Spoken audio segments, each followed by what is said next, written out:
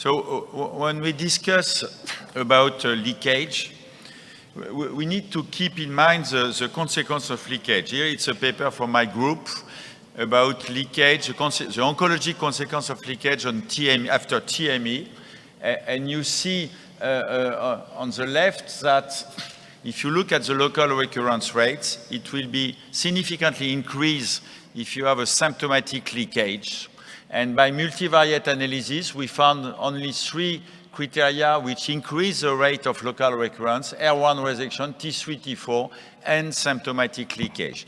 It seems that asymptomatic leakage is quite the same as no leakage, but symptomatic leakage, it's a very bad event in this patient. And similarly, in the same patient, another paper from my group concerning the function, you see that if you have no leakage, you have only 17% of LARS, major LARS, which is the same almost than asymptomatic leakage. But when you have symptomatic leakage, you have a significantly increase of major LARS, so bad function. So two consequences of leakage. So the best treatment of leakage is, there is no discussion, is prevention, preoperatively, intraoperatively, and postoperatively.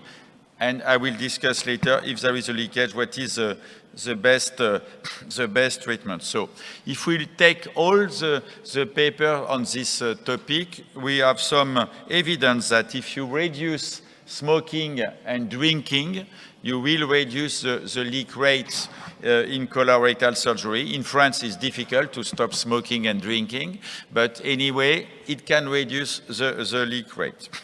The most important thing, one of the big debates, is on bowel prep.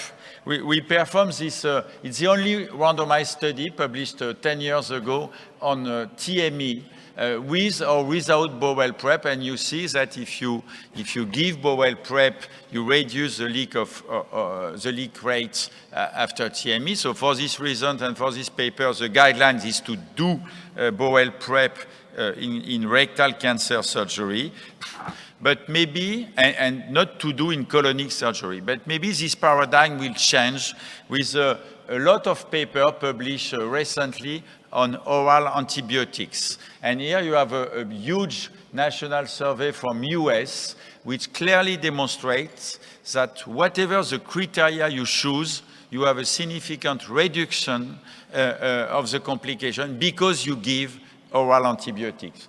Just to, for example, if we are talking on leak rates, if you do nothing, you will have 3.9% of leak. If you do both bowel prep and oral antibiotic, you will have only 2%. And even if you give only oral antibiotics, you will have a significant reduction. So huge effects of oral antibiotics. And if you do, again, the odd ratio for anastomotic leak, it's 0.52. So it means that you have almost half reduction of the leak rates if you do oral antibiotics. So huge effects. So for this reason, we have started in France 2 randomized studies on colonic surgery and on rectal cancer surgery to know if the adjunction of oral antibiotics can change the story of leak rate. But even with all the previous national survey, it seems that there is a big effect of oral antibiotics. The second thing is how to do the anastomosis. You know that if you do by stapled or manual, there is no difference in leak rate, whatever the level of the anastomosis. The only thing is that, as I said before, if it's a very low anastomosis, to try to do a difficult stapled will increase the leak rate. Here is a paper from Korea which demonstrates that if you do more than 3 firings when you do your stapled anastomosis, you increase the leak rate. So we need to avoid more than 3 when you do an anastomosis.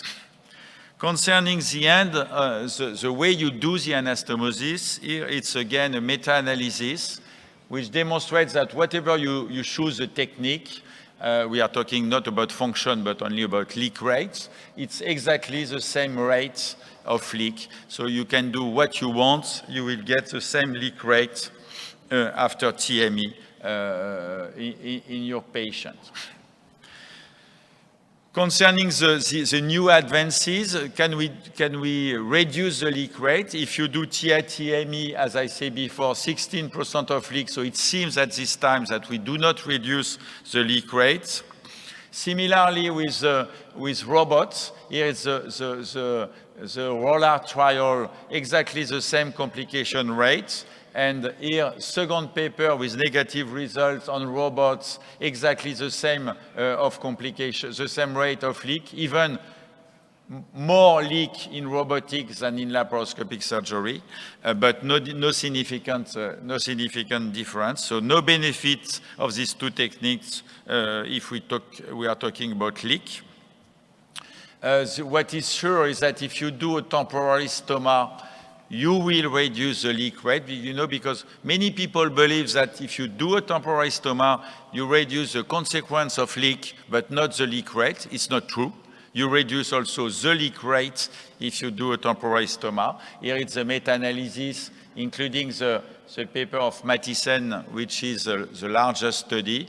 It was 10% with stoma versus 18% without stoma. Other thing is to put, so we need to do a temporary stoma after TME. Another debate is to put a transanal rectal tube after the anastomosis. We don't know how it works, but there is a lot of Chinese study, randomized study, which seems to demonstrate that if you put like a Foley catheter after the operation, you will reduce the leak rate. Unfortunately, you have this meta-analysis which seems to demonstrate that you have a huge effect. So we try in my group 100 cases, no difference on leak rates. And there is this study from Sweden, no difference in leak rates. So we don't know why, but today we need maybe more evidence, maybe from West, to be sure that there is any benefit to put this tube. Another thing to try to reduce leak rate is to put a drain, a pelvic suction drain after TME. Here it's a GRECAR-5 study, randomized study, published 2 years ago. And you see that whatever you do, with or without drain, you get exactly the same rate of leak. So no benefit to put a suction drain in this patient. For this reason, we stop to put systematically drain after lap TME. Another debate is ICG. When you use ICG green to check if the colon is well, no ischemia.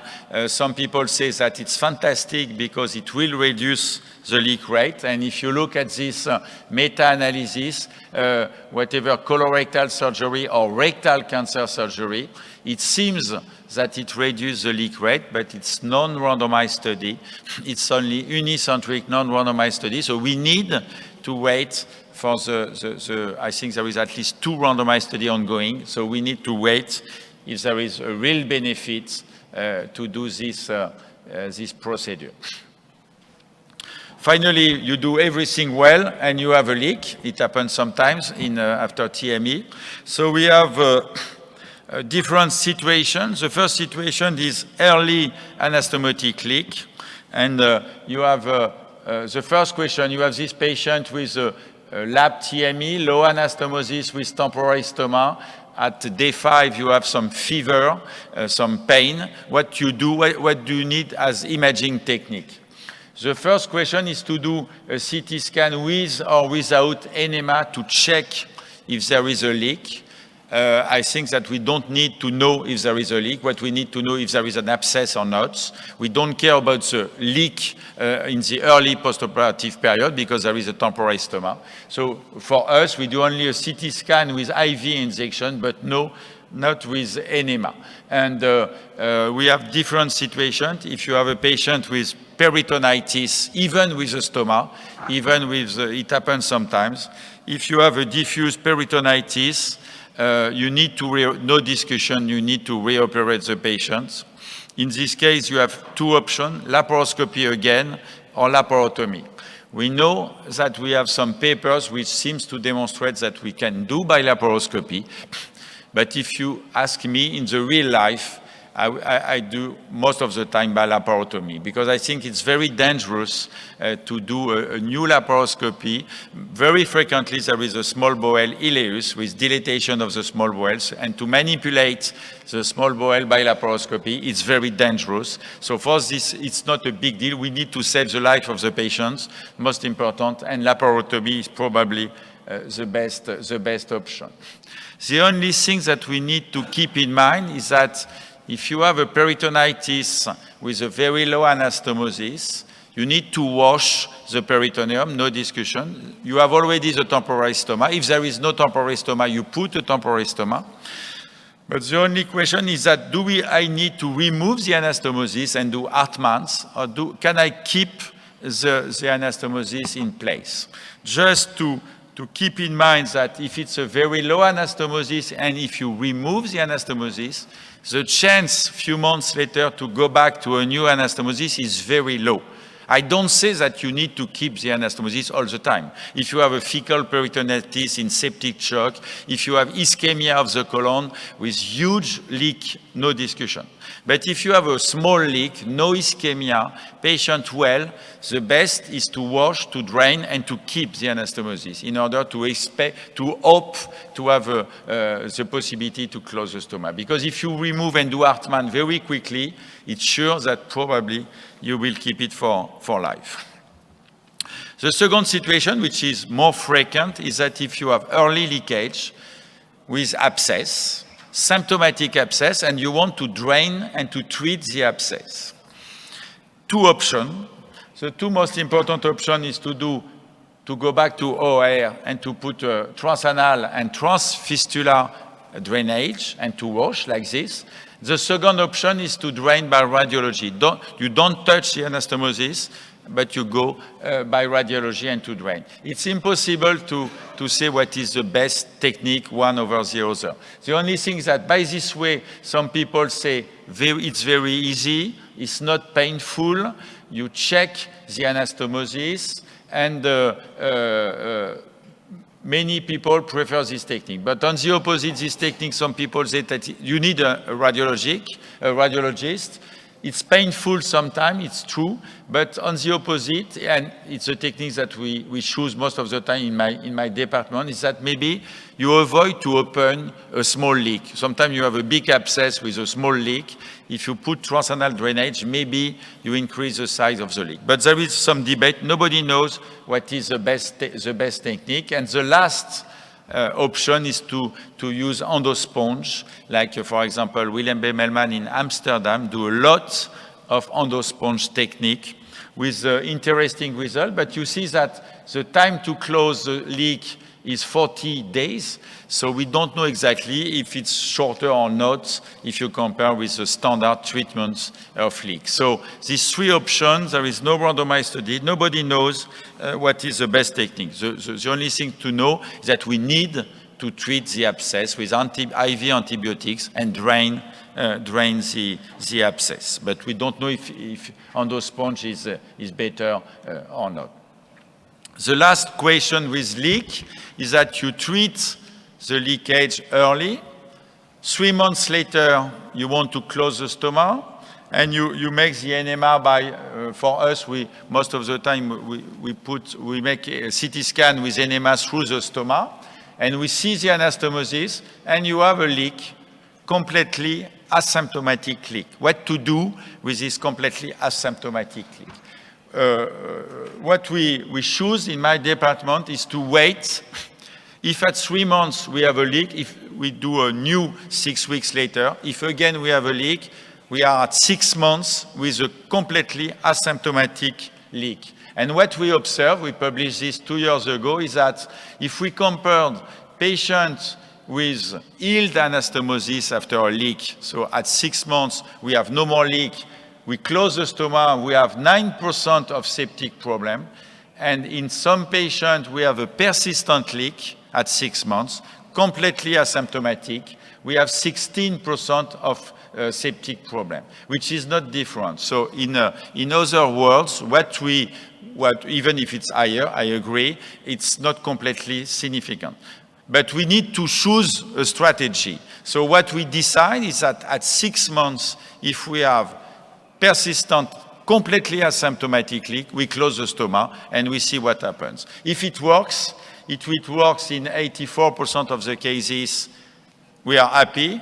If it don't work, we put back the stoma and we discuss to do a redo surgery. And the last option for this difficult chronic leak, if you have a chronic symptomatic leakage, the only option is to reoperate the patient, especially, for example, if you have a rectovaginal fistula, postoperative rectovaginal fistula, or postoperative chronic sepsis in the pelvis.